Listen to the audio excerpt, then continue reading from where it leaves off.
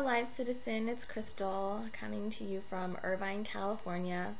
So, as you know, this 4th of July, North Korea, to the dismay of the international community, decided to also celebrate our Independence Day by launching 7 missiles off its east coast towards the Sea of Japan.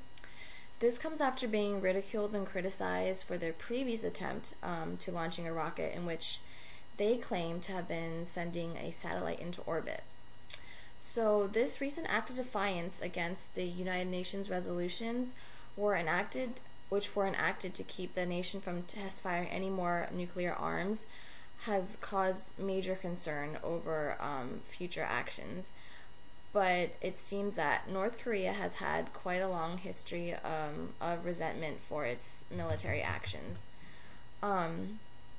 Angered by the criticisms of the United States and the United Nations over their previous claims, like I said, for sending a satellite into orbit, North Korea has taken drastic measures to grab international attention, which also included pulling out of 6-party talks in the UN after the UN tightened its sanctions against 3 North Korean companies that were linked to providing the military with support, materials, and supplies.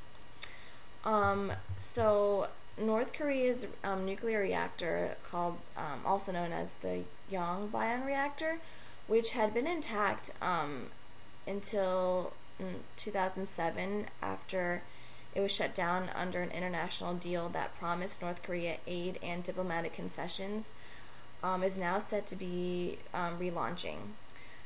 But the closing of the reactor was actually considered a major breakthrough for North Korea because it gave hope that maybe it would open up more diplomatic relations with the Western community.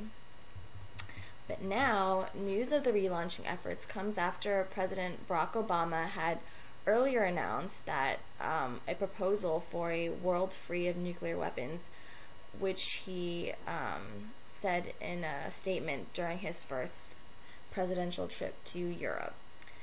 But now the U.S. and the UN have concerns over North Korea's missile launching capabilities and its threats to restart its nuclear program, which also includes a uranium enrichment program and the making of weapons-grade plutonium. But some critics are skeptical and say that North Korea constantly makes threats as a survival mechanism and as a way for them to grab international attention and recognition. Some experts say that the threats could be even false because it would take months to restart its reprocessing facilities and even up to a year to turn on its main reactor. But in the past, or during the Clinton administration, Clinton promised aid and 2 light water civilian reactors in return for them to close their reactor. However, Kim Jong-il decided to continue its nuclear work anyways. With the Bush administration, Kim doubled his efforts and actually exploded a device inside a mountain in October of 2006. So the infamous North Korean military leader has sold the nuclear reactor to both Clinton and Bush and is now trying his cards on our new President Obama.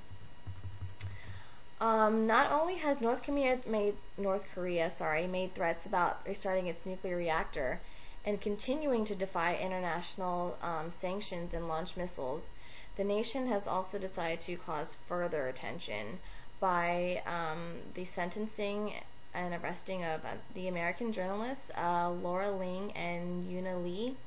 The 2 American journalists were arrested on March 17th along the North Korean and Chinese border. So, what's the next step for the U.S. and the UN? Well, both the U.S. and the UN need to continue their to offer negotiation talks with North Korea, because the possession of nuclear weapons capabilities has become a serious issue that threatens, not only the U.S. but the entire international community. However, if North Korea continues to refuse talks, stronger resolutions and sanctions need to be taken.